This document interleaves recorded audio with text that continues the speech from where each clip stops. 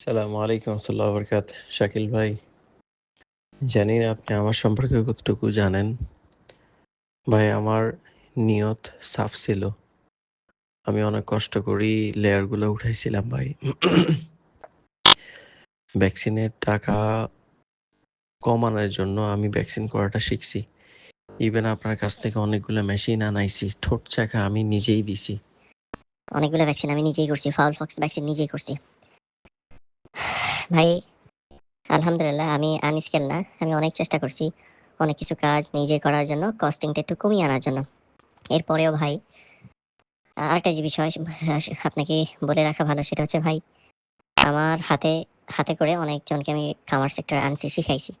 আমার একটা ফ্রেন্ডস, ওর আজকে 4,000 লেয়ার আলহামদুলিল্লাহ রানিং প্রোডাক্টে চলে আসছে 99%, 95%।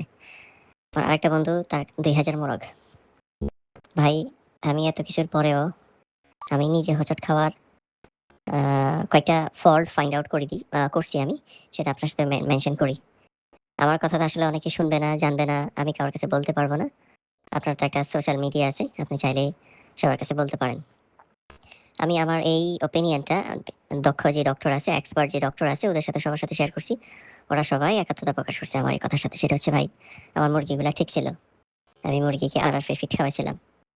আমার ডিলার হুট করে ওর কাছে আর খাবার ছিল না। কেমন, আমার মুরগি যখন 45 দিন চলে, আমার কাছে সব ডিটেলস আছে। আমার খামারের মধ্যে একটা চার্ট ছিল, কোন দিন কত তারিখ, মুরগির বয়স কত, কয়টা ভ্যাকসিন দেওয়া হলো, কয়টা খাদ্য খাওয়া হলো, কয়টা মারা গেল, সব আমি নোট করতাম। তা আমার মুরগি 45 দিন বয়সে হঠাৎ মুরগির রক্ত আমসা। এই সাইনটা দেখার আগে আমার একটা ভুল ছিল, সেটা হচ্ছে আমি আরআরপি ফিট খাওয়াতাম, হঠাৎ করে আমার ডিলারের কাছে আরআরপি ফিট নাই। তিনি কি করলেন, আমাকে আপতাপের ফিটটা দিয়ে দিল। তো আমি বললাম যে ভাই, আমার কাছে তার খাবার নেই, এখন এই খাবারটা তো যে আমি দেব, আমার মুরগি তো সমস্যা হতে পারে। তিনি আমায় বললেন, আল্লাহ ভরসা, কোনো সমস্যা নেই, চালান। আমি জানি লেয়ারে শুরু থেকে যে খাবারটা খাওয়ানো হয়, এদেরকে শেষ দিন পর্যন্তই ওই কোম্পানির খাবারটা খাওয়ালে ভালো হয়। আর যখনই খাবার পরিবর্তনের মানে খুবই একান্ত প্রয়োজন, সেক্ষেত্রে টানা কয়েকদিন খাবারটা মিক্স করে খাওয়ালে এরা অ্যাডজাস্ট করে নেয়। অথবা টক্সিন বাইন্ডার কোনো মেডিসিন, এই টাইপের কোনো মেডিসিন খাবার পানির সাথে চালানো, ওটা আসলে নেসেসারি। তো হুট করে উনি খাবারটা দেওয়ার পর আমি কি করবো ভাই, যা পারছি করছি, কিন্তু কাজ হয়নি। আমার মুরগির 45 দিন পর থেকে এই রক্ত অংশ শুরু হয়ে গেছে। এর আগে আমার খাবারগুলো শেষ হয়ে গেল। যাই হোক, যেমনটা আপনাকে বললাম। তো এই রক্ত অংশের পরে এবার আমি মেডিসিন গেলাম। আমাকে এর আগে একটা ডক্টর, প্রবিটা কোম্পানির ডক্টর, উনি আমাকে ডিক্লাকক্স দিয়ে একটা অ্যান্টিবায়োটিক ডোজ করাই দিল। সাথে একটা সাপোর্টার জন্য একটা মেডিসিন দিছি, সঠিক মনে নেই এখন। তো অনেক আগের কাহিনী, রোজার আগের কাহিনী এটা।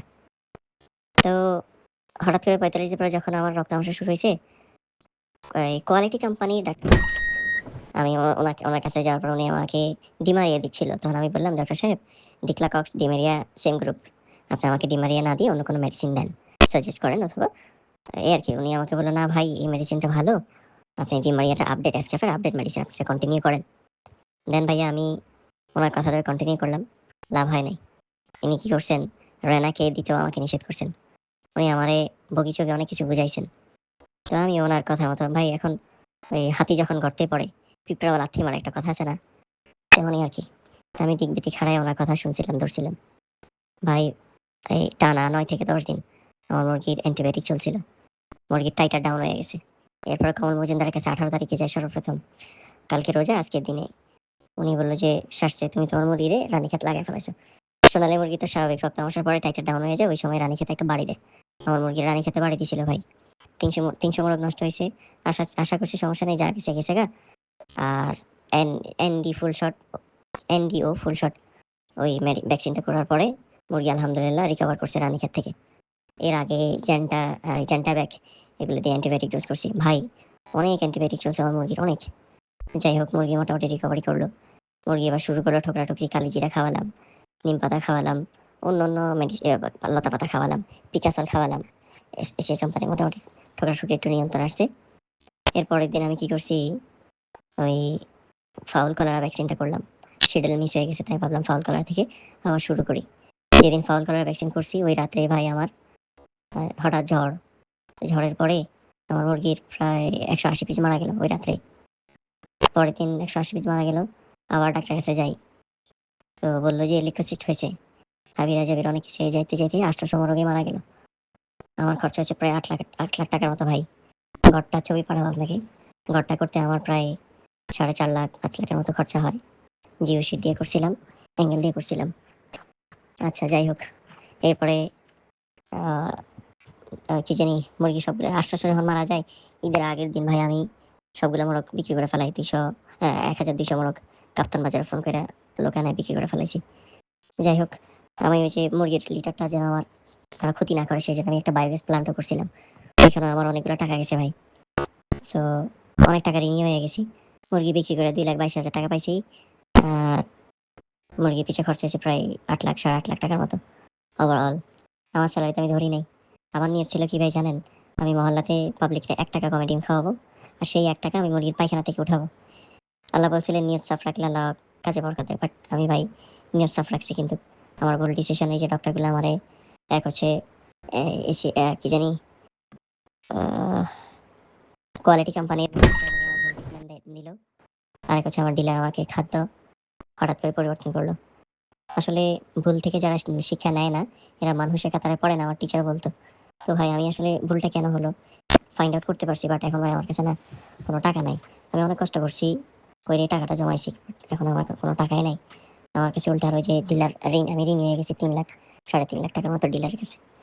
যাই হোক শরীফ কি জানি শাকিল ভাই আমার কথা বললাম মনে কিছু নিবেন না ভাই। এই ভাই আমার ঘুম ঘুম হয় না ঠিক মতো জানেন, ঘুম যায় হঠাৎ করে চাপ রাখে ঘুম ভেঙে যায় ভাই। আচ্ছা যাই হোক, 100 ডিমের যদি না হয়, যতটুকু হলে আপনার জন্য কমফোর্টেবল হয় অতটুকু আমাকে একটু 2-3টা মেশিন বানিয়ে দিবেন ভাই। 100 ডিম না হলেও যতটুকু হলে আপনার জন্য কমফোর্টেবল হয় ওটুকু করে দিন। ওই আমার 2টা মোরগ আছে বুঝছেন ভাই, এই 2,000 মোরগের মধ্যে 2টা মোরগ আমার বাড়িতে আমি রেখে দিয়েছি, ওগুলো টিকছে। তো ওগুলা থেকে এখন খেয়াল করলাম বাচ্চা বের করবো। আল্লাহ যাই করে শুরু করবো ছোট থেকে। একটু খাস করে দোয়া করুন ভাই, আমার কাছে টাকা পয়সা নাই, অনেক কষ্ট করে এগুলো করছি। শেষ পর্যন্ত ভাই আমার কাছে টাকা নেই। আমি ফকির বললেও চলেন। একটা বাচ্চা আছে, একটা বাচ্চা আমি পালক পালি, ওর মা নাই বাবা নাই, এতিম। আপনাকে বলছি কিনা জানি না, একটু দোয়া করবেন আমার জন্য। আসসালামু আলাইকুম ওয়া রাহমাতুল্লাহি ওয়া বারাকাতুহু।